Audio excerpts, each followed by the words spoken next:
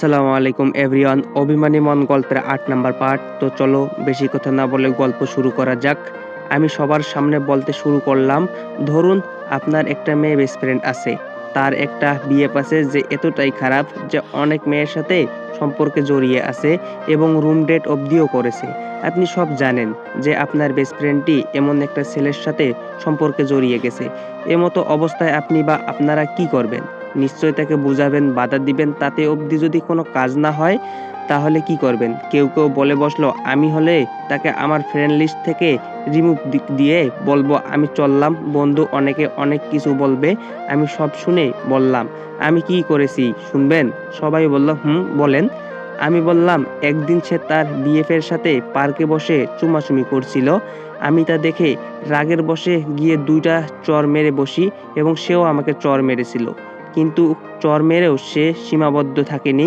এমন কিছু করেছে তা হয়তো একজন বেস্ট ফ্রেন্ড হয়ে একজন মেয়ে অন্য একটা মেয়ের যে এতটা সর্বনাশ করতে পারে আপনারা ভাবতেও পারবেন না। সবাই বলল, কি করেছে? আমরা শুনতে চাই। আচ্ছা তাহলে শোনেন। আমার নামে সে নির্যাতনের মামলা করে বসে। ফলে আমার ১ মাস জেল খাটতে হয়। আবার আমার বোনের সংসারটিও সে ভেঙে দিয়েছে। আমার আপুর বিয়েটা ভাগ্যক্রমে তার ভাইয়ের সাথেই হয়। আমি যখন আপুর বিয়ের ৪ দিনের মাথায় আপুর বাসায় বেড়াতে যাই, তখন সেই রাতে সে আমার রুমে আসে। সে আমার অনেক কাছাকাছি আসতে চাইলে আমি না করে, তবুও সে কাছে আসতেই থাকে। তাই কোনো উপায় না পেয়ে আবারও ওই দিনের মতো ঠাস করে চড় মেরে দেই। কিন্তু সে যে চড়ের প্রতিশোধ এভাবে নিবে কখনোই ভাবিনি। ও চিৎকার দিয়ে বসে এবং ওর ভাইসহ আমার আপু রুমে চলে আসে। আশা করি তারপর কি হয়েছে সব বলতে হবে না। আপনারা হয়তো বুঝেই পেরেছেন। আমি বাসায় আসার কয়েকদিন পর আমার আপুকেও ওর ভাই আমাদের বাসার রাস্তা মাপতে বাধ্য করে। আজ ১ বছর আমার আপুর স্বামী বেঁচে থেকেও সে যেন বিধবা। আজও দেখি আমার আপু নীরবে চোখের জল ফেলে, ভাবে যে তার ভালোবাসার মানুষটা কবে ভুলটা ভাঙবে, কবে এসে বলবে আমায় ক্ষমা করো, বাসায় চলো। আপনারা এটা জানলে খুশি হবেন, সে অন্যের ঘর ভেঙেছে, নিজের সুখী হতে পারেনি। তবুও ঘর ভেঙেছে। বিয়ের কয়েকদিনের মাথায় তার স্বামীও তাকে ডিভোর্স দিয়ে দিয়েছে। আমি যেন ভাই হয়ে নিজের আপুকে তার বর ডিভোর্স পেপার দিয়েছে বলে তাকে সই করতে বলেছিলাম, ঠিক তেমনি তারও ভাই তার বোনের ডিভোর্স পেপারে সই করতে বলেছে। আমি এই থেকে এটাই বোঝাতে চেয়েছি, এখানে উপস্থিত সব মেয়েদের যে বেস্ট ফ্রেন্ড আছে তাকে বিএফ এর থেকেও কখনো ছোট চোখে দেখবা না। মনে রাখবা যে তোমার বেস্ট ফ্রেন্ড সে কখনোই তোমার খারাপটা চাইবে না। তুমি যদি কখনো ভুল করো তাহলে তোমার সেই বেস্ট ফ্রেন্ড ভুলটা ধরিয়ে দেওয়ার অধিকার রাখে। তুমি যদি তার কথা না শোনো তাহলে সেই বেস্ট ফ্রেন্ড হিসেবে তোমার ভালোর জন্য সে তোমার গায়ে হাত তোলার অবধি অধিকার রাখে। আমি চাই না আমার মতো পরবর্তীতে কারো সাথে এমনটা কিছু হোক। এবার আসি এক বাবার কথা নিয়ে। তার পিতৃত্ব সত্যি প্রশংসা হয় না। নিজের স্ত্রীর কোনো দোষ না করা সত্ত্বেও তাকে সাজা দেওয়া হয়। বিয়ের ৭ দিনের মাথায় ডিভোর্স পেপার পাঠিয়ে দেওয়া হয়। কিছু মানুষরূপী অমানুষের দ্বারাই সম্ভব। নিজের বোনকে এতটা ভালোবাসা উচিত নয় যে তার মিথ্যা অভিনয়টা হাজারটা সত্যকে হার মানায়। অথচ ভাই হয়ে সে অন্ধ ভালোবাসায় বোনের মিথ্যা অভিনয়টাই বুঝতে না পারায় আমি না হয় ভুল করেছিলাম। আমার বেস্ট ফ্রেন্ডটাকে কোনো খারাপ ছেলের হাত থেকে বাঁচাতে গিয়ে ২ টা চড় মেরে বসি। সেই সাজা তো আমি ১ মাস জেল খেটেই পেয়েছি। কিন্তু তারপরেও আমার সাজা কেন এই ১ বছরের ছোট্ট নিষ্পাপ বাচ্চাটা পেল? পেয়েই যাচ্ছে। আপনারা বলতে পারবেন কি ও কখন? যখন তারা বড় হবে আমার ভাগ্নেটে, আর তখন তার আম্মুকে যখন বলবে আমার আব্বু কোথায়? ওনার নাম কি? তখন তার মা কি বলবে? তাকে বলতে পারবেন? আর আমি মামা হয়ে আমায় যখন এসে বলবে, মামা আমার আব্বু কোথায়? তখন আমিই বা কি বলবো? বলবো কি তোমার বাবা পুলিশ অফিসার যে তোমার শুধু জন্মদাতা আর কিছুই নয়। তুমি যখন জন্ম নিয়েছিলে তখন সবটা জেনেও তোমায় দেখতে আসেনি। তখন যদি সে উঠে বলে বসে, মামা তুমি না হয় ভুল করেছো, আর আম্মু তোমার পক্ষ নিয়ে ভুল করেছে, কিন্তু আমি কি করেছি যে আমি সাজা পাচ্ছি? বলতে পারবেন তখন মামা হয়ে আমি কি উত্তর দিব? কথাগুলো বলছিলাম আর মাসুদ ভাইয়ার দিকে তাকাচ্ছিলাম। উনি অধীর আগ্রহে আমার কথাগুলো শুনছিল। আপনারা কি জানেন আমার এই ছোট্ট ভাগ্নেটার বাবা আপনাদের মাঝে উপস্থিত রয়েছে, যে কিনা বিনা দোষে তার ভালোবাসার মানুষটিকে ত্যাগ করেছিল। নিজের সন্তানকে ত্যাগ করেছে। আমি নাম বললেও অনেকে হয়তো বুঝেই গেল কে হতে পারে। তবুও অনেকে বলল ওনার নামটি বলুন, একবার ওনার মুখে থুতু মারবো আর ওনার বোনের গলায় জুতোর মালা পরাবো। আমি হাতের আঙ্গুলটা বললাম তুলেই ওই নিষ্ঠুর বাবাকে দেখাতে গিয়েও হাতের আঙ্গুলটা নামিয়ে নিলাম। কয়েক সেকেন্ডের জন্য নীরব হয়ে ভাবলাম উনি যে ভুল বুঝেছে আপুকে ত্যাগ করেছে, ওনার সেই ভুলটা হয়তো একদিন ভাঙবে। যেদিন ভুল ভাঙবে হয়তো উনি আবার আপুকে ওনার ঘরে ফিরিয়ে নিবেন। কিন্তু আজকে যদি আমি এভাবে সবার সামনে ওনার নামটা বলে দেই, তাহলে হয়তো সেই ভুল ভাঙলেও উনি আর আপুকে মেনে নিবেন না। ভুল ভেঙে আপুকে আবার ফিরিয়ে নেওয়ার যে সম্ভাবনা রয়েছে তা হয়তো আর থাকবে না। তাই হাতের আঙ্গুলটা নামিয়ে নিয়ে বললাম, আমি আর চুপ থাকবো না। এবার আমিও আইনি ব্যবস্থা নিব। আমার ভাগ্নেকে ওর সব অধিকার সব ফিরিয়ে দিব। হয়তো ওর বাবাকে উচিত শিক্ষা দিব। তারপর থেকেই আমার ভাগ্নে ওর বাবাকে জানতে চাইলে ওর নামে বলবো তোমার বাবা মৃত। যাই হোক, এবার মূল কথায় আসি। আমি কখনোই ভাবি নাই যে এমন একটা মহৎ উদ্দেশ্য পরিচালিত ক্লাবটিতে আমি দাওয়াত পাবো। কিছুটা সাহায্য করে এর অংশ হতে পারবো। আপনারা যত দ্রুত সম্ভব ক্লাবটি প্রতিষ্ঠা করে ফেলুন। ক্লাবের সকল দরকার ও সাহায্য সহযোগিতায় আমায় পাবেন ইনশাআল্লাহ। সবার আগে আমি আমার হাতটা বাড়িয়ে দিব। আমার কথা শুনে সবাই হাততালি দিয়ে উঠল। আর এই অনুষ্ঠানে আমাকে আমন্ত্রণ করায় প্রিন্সিপাল স্যারকে আন্তরিকভাবে জানাচ্ছি ধন্যবাদ। এই বলে আমি আমার বক্তব্য শেষ করছি। সবাই ভালো থাকবেন, সুস্থ থাকবেন আর কাছের মানুষগুলোকে ভালো রাখবেন। আল্লাহ হাফেজ।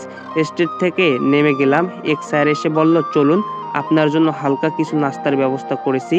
ওনার সাথে অফিসের ২ তলায় গেলাম। নাস্তা শেষ করে স্যারদের সাথে কথা বলার মাঝে ড্রাইভারকে ফোন করে গাড়ি নিয়ে আসতে বললাম। দুজন ম্যাম এসে আমার ভাগ্নেকে কোলে নিয়ে বলতে লাগলো, কি কিউট, অনেক মিষ্টি হাসি। এমন মুখের দিকে তাকিয়ে যে মনটা ভরেই যায়। ওনার আমার ভাগ্নেকে বেশ আদর করলেন। ড্রাইভার গাড়ি নিয়ে আসলে স্যারদের বিদায় জানিয়ে সালাম দিয়ে গাড়িতে এসে বসলাম। ড্রাইভারকে যেতে বললাম। কলেজ গেটে হতে বের হয়ে একটু দূরে এসে দূর থেকে দেখছি অনুর আর সব বান্ধবীদের সাথে একসাথে যাচ্ছে। ড্রাইভারকে বললাম, শোনো, ওই সামনে মেয়েগুলো কাছাকাছি গিয়ে গাড়ি বন্ধ করে দিবা এবং আমি বলা মাত্রই করা শুরু করলো একটা হর্ন বাজিয়ে বসবা। ড্রাইভার বলল, আচ্ছা স্যার। আমার কথা মতো ড্রাইভার গাড়ি বন্ধ করে দিল, কিন্তু রানিং গাড়ির শব্দ ছাড়াও ওদের কাছাকাছি পৌঁছাতে আমার কথায় ড্রাইভার বসিয়ে দিল হর্ন। সব কয়টা দেখি এক লাফে মেরে ভয়ে রাস্তার পাশে নেমে গিয়েছে। বলল, এই কানা ড্রাইভার, চোখে দেখেন না নাকি, ফাজিল কোথাকার। আমি ড্রাইভারকে বললাম, কিছু বলো না, ওরা বাইরে থেকে আমাদেরকে দেখছে না, ওরা কি করে তাই দেখব। ব্রেক করে বসে থাকো। অনু উঠে এসে গাড়ির জানালার হাত দিয়ে ঠকঠক করতে লাগলো।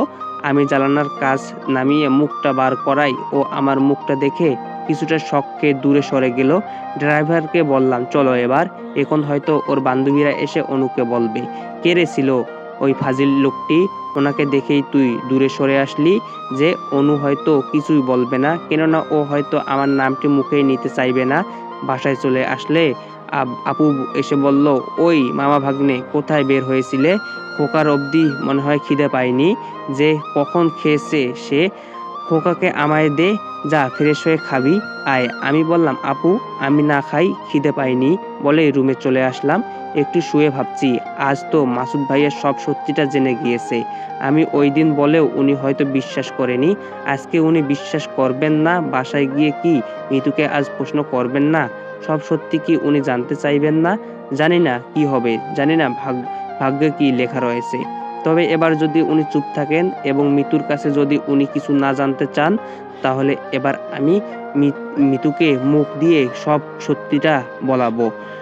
শুধু সময়ের অপেক্ষা। ঘুমিয়ে পড়লাম। সকালে ঘুম ভাঙল ভাগ্নের চেঁচামেচা কান্নায়। ভাই, আমি রান্না করছি, খোকা প্রতীক খুব জ্বালাচ্ছে, তুই উঠে পড়, অনেক বেলা হয়েছে, ওকে একটু রাখ, আমি রান্নাটা সেরে ফেলি। ভাগ্নেকে আপু রেখে চলে যেতেই ওর সব কান্না শেষ। আমি এখনো উঠিই নাই, ও পাশে বসে থেকেই খেলা করছে। এবার আমার কান ধরে আবার টানাটানিও করছে। উঠে আর পারলাম না। চোখ ডলতে ডলতে বললাম, শুভ সকাল ভাগ্নে। ও কিছু বুঝলো না, অথচ বুড়ো মানুষের মতো দাঁতবিহীন মুখে একটা ফোকলা হাসি দিল। আমি বললাম, ভাগ্নে দাঁত ব্রাশ করেছো, চলো এবার দাঁত ব্রাশ করা যাক। তো কোলে নিয়ে আয়নার সামনে গিয়ে দাঁত ব্রাশটা সেরে ফেললাম। এবার ভাগ্নেকে বিছানায় রেখে হাত মুখ ধুয়ে ফ্রেশ হয়ে নিলাম। রুমে এসে ওর সাথে মজা করছি। আমি বললাম, তুমিও সবার মতো এবার আব্বুর কোলে উঠবে ভাগ্নে। আর আমি বেশি দেরি নেই, তোমার ফুপু আব্বুকে উচিত শিক্ষাটা এবার আমি দিব। আপু বলল, কিসের উচিত শিক্ষা ভাই? আমি চাই তুই এসব কিছুই করবি না। আমার ভালোবাসা সত্যি হলে ও ঠিকই একদিন আমাদের দুয়ারে কড়া নাড়াবে। আমার দিব্যি রইলো ভাই। ভাই তুই প্লিজ এটা করবি না, কথা দে আমায়, তুই কিছু করবি না। আমি বললাম, ওকে আপু, আমি কিচ্ছু করব না। আপু বলল, লক্ষ্মী ভাই আমার, বলে আপু আবার রান্নাঘরে চলে গেল। আমি বুঝলাম না আপু এমন কেন, যেই মানুষটা তাকে এতটা কষ্ট দিয়েছে বা দিচ্ছেই তার প্রতি এত নরম কেন? হয়তোবা এটাই একজন স্ত্রী হয়ে স্বামীর প্রতি ভালোবাসা, যা এখনকার যুগে অনেক নারীর মধ্যেই নেই। একদিন, 2 দিন, এভাবেই 3 মাস পার হয়ে গেল। অথচ মাসুদ ভাইয়ের পক্ষ থেকে কোনো সাড়া শব্দই কিছুই আসলো না। চাতক পাখির ন্যায় আমি আপু চেয়েই রইলাম কবে আসবে দিনটার আশায়। এরই মধ্যে আব্বু এসে একদিন বলল, আমরা এখনো কোথাও একসাথে বেড়াতে যাইনি, চলো সবাই কোথাও একসঙ্গে একদিন ফ্যামিলি পিকনিক যাই। আব্বুর কথা শুনে আম্মু বলল, ঠিক বলেছো তুমি, আমরা এখনো কোথাও একসাথে বেড়াতে যাইনি। আব্বু আম্মুর সাথে আমিও রাজি হয়ে গেলাম। এখন আপু রাজি হবে কিনা তার পালা। আম্মু আপুকে রাজি করানোর দায়িত্ব আমায় দিল। আমি আপুর রুমে প্রবেশ করে দেখি ভাগ্নে খেলা করছে আর আপু শুয়ে শুয়ে টিভি দেখছে। ভাগ্নেকে কোলে নিয়ে বলতে লাগলাম, ভাগ্নে, আমরা এখনো সবাই একসাথে কোথাও বেড়াতে যাইনি, চলো এবার কোথাও বেড়াতে যাই। সেটা যদি হয় কোনো সমুদ্র সৈকত, বেশ মজা হবে। ভাগ্নে, তোমার নানা নানি আর আমি রাজি, এবার তুমি রাজি তো? আপু বলল, কবে যাওয়া যায় ভাই? যাক, তাহলে ভাগ্নের অছিলায় আপুকে রাজি করানো হয়েছে, চেয়েছি সেও এবার বুঝছে। আমি বললাম, খুব শীঘ্রই আপু, চলো না যাই। আব্বু আম্মু বলেছিল, আপু বলছে আচ্ছা যাব আমি, তুই সবটা আয়োজন করে সেরে ফেল। আমি বললাম, থ্যাংক ইউ আপু, অনেক খুশি হয়েছি। আমি সব আয়োজন ছেড়ে ফেললাম এবং পরের দিন আমরা এক সমুদ্র সৈকতে বেড়ানোর উদ্দেশ্যে পাড়ি জমালাম। ঠিক হলো আমরা 3 দিনের ট্যুর দিব। সেই মোতাবেক আমি একটা হোটেলে 3 দিন থাকার উদ্দেশ্যে ল্যাপটপে রুম বুকিং দিলাম। হোটেলে পৌঁছাতে পৌঁছাতে আমাদের রাত হয়ে গেল। রাতে সবাই একসাথে বসে থেকে বেশ মজা করলাম। আব্বু আম্মু যেন গল্পের আসর মাতিয়ে দিল। 2টা রুম বুক দিয়েছি, তাই আব্বু আর আমি এক রুমে, আরেক রুমে ভাগ্নে সহ আপু আম্মু ঘুমিয়ে পড়ল। ঘুমানোর আগে আপু সবাইকে বলে দিয়েছিল আমরা সবাই যেন সকাল সকাল ঘুম থেকে উঠে পড়ি, কেননা সমুদ্র সৈকতে সকালের সূর্য উদয় দৃশ্যটা নাকি বেশ সুন্দর লাগে। তাই আপুর কথা মতো আমরা সবাই সকাল সকাল ঘুম থেকে উঠে পড়লাম। নাস্তা সেরে ফেলে রওনা দিলাম সমুদ্র সৈকতে। বেশ মজা হলো। দুপুর পর্যন্ত আমরা সবাই একসাথে ঘোরাঘুরি করলাম। আপু বলল, ভাই আমরা এখন রুমে ফিরে যাই, আবার বিকেলে আসবো। বিকেলে সূর্যাস্ত দেখতে সবাই দুপুরের দিকে হোটেলে ফিরে আসলাম। দুপুরে খাবারটা খেয়ে নিয়ে একটু রেস্ট করলাম। বিকেল হয়ে গেল। আমরা সবাই আবার চলে গেলাম সমুদ্র সৈকতে। আমি ভাগ্নেকে কিছু খেলনা জিনিসপত্র কিনে দিব বলে ভাগ্নেকে নিয়ে এক দোকানে গেলাম। দোকানে গিয়ে কিছু খেলনা কিনে দিয়ে চলে আসতে গিয়ে পাশে একটু চোখ দিতেই মনে হলো অনু মিতুর মতো 2জন মেয়ে। কেউ কি ব্যাপার, এখানে অনু ও মিতু কোথা থেকে আসলো? ভালো করে দেখি সত্যি ওরা 2জন। আসলে আমি পাগল না হলে এটা ভাবি নাকি? না আসার কি আছে, হয়তো আমাদের মতো ওরাও এখানে ঘুরতে এসেছে। যাই হোক, চলে আসলাম ভাগ্নে ও আমি সূর্য অস্ত দেখতে। না দেখেই আমি ভাগ্নেকে আপুর কোলে দিয়ে অনু আর মিতুকে খুঁজতে চলে আসলাম। ওদের খোঁজার উদ্দেশ্য হলো ওদের সাথে মাসুদ ভাইয়া এসেছে কিনা, তার জন্য। এত মানুষের ভিড়ে খুঁজে পেতে বেশ কষ্ট হলেও ওদের 3জনকেই খুঁজে পেলাম। সম্ভবত রাতের খাবারটা খেতেই ওরা হোটেলে প্রবেশ করেছে বলেই মনে হলো। তাই আমি আর এক মুহূর্ত দেরি না করে তাড়াতাড়ি এসে আব্বু আপু আম্মুকে নিয়ে খাবারের জন্য ওই হোটেলে যাওয়ার উদ্দেশ্যে যেতেই লাগলাম। মাত্র কয়েক মিনিটে আমরা চলে আসলাম ওই হোটেলে। আপুকে বললাম, তোরা ভিতরে গিয়ে বস, কি কি খাবো আমি তা অর্ডার দিয়ে আসছি, তো এভরিওয়ান, যারা যারা এখনো আমার ইউটিউব চ্যানেলটি সাবস্ক্রাইব করেননি তো কি করছেন, তাড়াতাড়ি ইউটিউব চ্যানেলটা সাবস্ক্রাইব করে দিন। খাবার অর্ডার করে হোটেলের ম্যানেজারকে বললাম, আচ্ছা একটু আগে এখানে একটি ছেলে ও দুটি মেয়ে যে খেতে এসেছিল ওরা কি ভিতরেই আছে? ম্যানেজার বলল, না, ওনারা তো এইমাত্র খাবারগুলো পার্সেল করে নিয়ে চলে গেল। ও শিট বলে সামনে থাকা একটা টেবিলে থাবা মারলাম। হোটেলের ম্যানেজার বলল, কি হলো স্যার? আমি বললাম, কিছু না, খাবারগুলো একটু তাড়াতাড়ি পরিবেশন করুন। ম্যানেজার বলল, ওকে স্যার, আপনি ভিতরে গিয়ে বসুন। আমি ভিতরে গিয়ে সবার সাথে বসতে আপু বলল, কি হয়েছে ভাই, তোকে এত চিন্তিত লাগছে যে? আমি বুঝি না আপু, আমার এই চিন্তিত মুখটা দেখলেই কেন জানি বুঝে যায়। আর আমি আপুর সামনে লুকাতেও পারি না। ও আমার মুখটা দেখলেই যেন সবকিছু বুঝে ফেলে। খাওয়া দাওয়া শেষ করে সবাই হোটেলে ফিরলাম রাত 8টার দিকে। রুমে ফিরে আমি আজ একটু তাড়াতাড়ি শুয়ে পড়লাম। সকালে ঘুম ভাঙলে উঠে পড়লাম। হোটেলের এক জানালার সামনে যেতেই দেখি মাসুদ ভাইয়া গেট দিয়ে বের হয়ে যাচ্ছে। আমি খুব তাড়াতাড়ি করে সিঁড়ি বেয়ে নামতে গিয়ে কারোর সাথে একটু ধাক্কা খেলাম। কে সেটা না দেখে সরি সরি বলে চলে গেলাম। গেটের কাছে যেতেই ততক্ষণে মাসুদ ভাই ওখান থেকে চলে গিয়েছে। খুঁজে না পেয়ে চলে আসছি। হঠাৎ মনে হলো এই হোটেলের গেট দিয়ে মাসুদ ভাইয়া বের হয়েছে, তার মানে ও এই হোটেলেই কোনো রুমে হয়তোবা ওনারা উঠেছে। হোটেলের ম্যানেজারকে গিয়ে বললাম, আচ্ছা এই হোটেলে গতকাল কি 2টা মেয়ে ও একটি ছেলে উঠেছে? ওদের 3জনের বর্ণনা দিয়েও বললাম। উনি বললেন, সরি স্যার, আমি 2 দিন ছুটিতে ছিলাম, আজ এসেছি, তাই বলতে পারছি না। আমি বললাম, একটু আপনাদের ওয়েবসাইটে চেক করে দেখুন না, এমন কেউ কি সিট বুকিং দিয়েছে কিনা। ম্যানেজার বলল, স্যার দেখুন, সিকিউরিটির সাথে কারোর সাথে এমন তথ্য দেওয়া হোটেলের নিয়মের বাইরে। আর তাছাড়াও আমি এখন ব্যস্ত আছি, সো সরি স্যার। আমি বললাম, আচ্ছা ঠিক আছে বলে রুমে চলে আসলাম। এসে জানালা দিয়ে আবারও তাকিয়ে থাকলাম। অনেকক্ষণ তাকিয়ে থাকলাম মাসুদ ভাইয়া আসে কিনা বলে। অনেক সময় পার হয়ে গেলেও উনি ফিরলেন না। এত বড় হোটেলের সব রুমে গিয়ে গিয়ে ওদের খুঁজে বের করাও সম্ভব না। অনেকে হয়তো বিষয়টা খারাপভাবেও নিবে। একটু পর আব্বু এসে বলল, কি হলো আবির, তুই আর যাবি না বাইরে? আমি বললাম, আব্বু তোমরা যাও, আমি একটু পর আসছি। বলেই আমি দাঁড়িয়ে রইলাম। সবাই বেরিয়ে গেলে আমি বিছানায় বসে ভাবতে লাগলাম, আজ আমার জন্য আপু ও মাসুদ ভাইয়ের মাঝে দূরত্বটা সৃষ্টি হয়েছে। জানি না আমি কবে এই দূরত্বটা ঠিক গুছিয়ে দুজনকে আবার এক করতে পারবো। জানি না আমার আপুর ভাগ্য কি লেখা রয়েছে। আমিও একটু পর চলে গেলাম সমুদ্র সৈকতে। আপুকে ফোন দিয়ে জানতে চাইলাম ওরা কোন জায়গায়। আপু জায়গার নামটা বলল। আপুর সাথে ফোনে কথা বলার সময় পাশ থেকে একটা মেয়ের কণ্ঠ ভেসে আসছিল। মনে হচ্ছিল কণ্ঠটা অনেক চেনা, এর আগেও যেন কণ্ঠটা অনেকবার শুনেছি। যাই হোক, আমি চলে গেলাম। একটু দূর থেকেই খেয়াল করে দেখছি সবাই গোল হয়ে বসে আছে। তবে আব্বু আম্মু আপু ছাড়াও চতুর্থ কোনো মেয়েকে দেখছি, যে কিনা আমার ভাগ্নিকে কোলে নিয়ে সবার মাঝখানে বসে আছে। মনে হচ্ছে বেশ গল্প জমিয়ে সবাইকে অনেক হাসি খুশি দেখাচ্ছে। কাছে গিয়ে দেখছি মেয়েটা আর কেউ নয়, মেয়েটি হলো অনু। আমার উপস্থিতিতে অনু উঠে চলে যেতে চাইলো। আম্মু বলতে লাগলো, একটু কাজের নামে চলে গেল। অনুর সাথে আমার কথা আছে, কিন্তু এখন থেকে যদি উঠে যাই তাহলে অনেকেই অনেক কিছু ভেবে নিবে। তার জন্য আর আমি গেলাম না। এখানে আমার পরিবার সবাই উপস্থিত রয়েছে, তাই আমি বসেই রইলাম। আম্মু আমায় বলতে লাগলো, জানিস বাবা, মেয়েটা বেশ মিষ্টি। একটা মেয়ে এতটা সুন্দরভাবে সাজিয়ে গুছিয়ে হেসে হেসে কথা বলে। আম্মু যখন কথাগুলো বলছিল আমি খেয়াল করে দেখি আব্বু মুচকি মুচকি হাসছে। হাসির কারণটা বুঝলাম না। আম্মুর কথা বলা শেষ হলে আবার বললাম, আম্মু বাদ দাও না, চলো এখন আমরা ঘুরবো। চলে অনেক ঘোরাঘুরি করে সন্ধ্যার দিকে সবাই রুমে ফিরলাম। একটু ফ্রেশ হয়ে বসে থেকে অফিসের এক ম্যানেজারের সাথে কথা বলছি।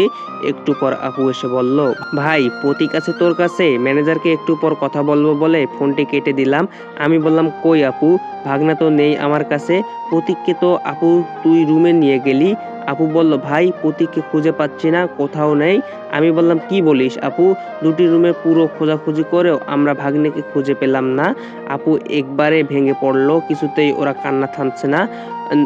সিঁড়ি বেয়ে আমি দৌড়ে নিচে নেমে আসলাম। হোটেলে থেকে কেউ যদি বের হতে না পারে তাই ম্যানেজারকে বলে হোটেলের প্রধান দরজাটি আটকে দিলাম। এত বড় হোটেলে এবার এক এক করে প্রতিটা রুম খোঁজাখুঁজি শুরু করে দিলাম।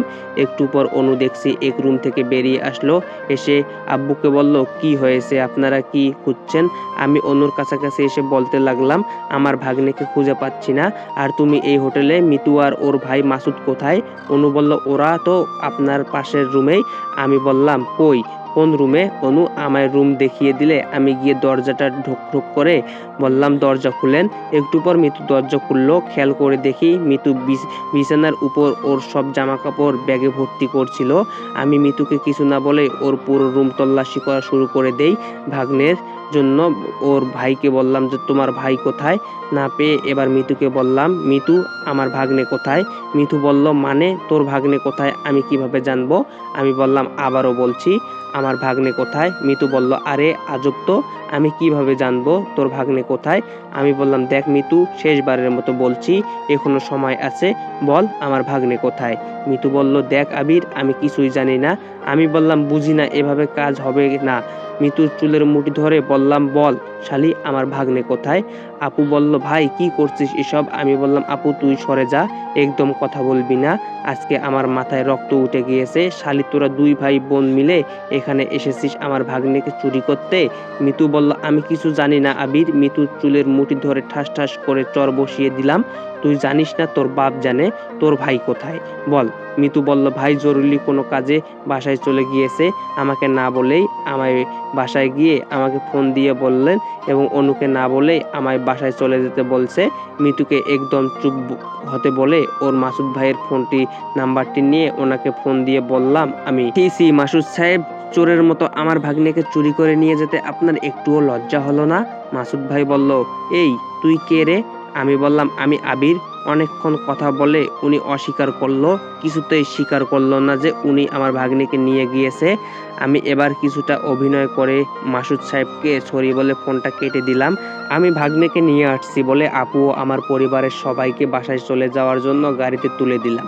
মিতুকে গাড়ির সিটের সাথে বাঁধা আর মুখে কষ্টেপ লাগানো। আমি মিতুকে গাড়িতে রেখেই ওর বাসায় ঢুকে পড়লাম। গিয়ে মাসুদ সাহেবের পায়ের কাছে বসে পড়লাম, প্লিজ আমার ভাগ্নেকে ফিরিয়ে দিন। তো এভরিওয়ান, নেক্সট পার্টের জন্য অপেক্ষা করুন। আর জানি ভয়েসটা অনেক খারাপ হয়ে গেছে তো সর্দির কারণে। তো যারা যারা এখনো চ্যানেলটি সাবস্ক্রাইব করেনি অবশ্যই চ্যানেলটি সাবস্ক্রাইব করে পাশেই থাকুন। দেখা হচ্ছে নেক্সট পর্বে। ভালো থাকেন, সুস্থ থাকেন, খোদা হাফেজ।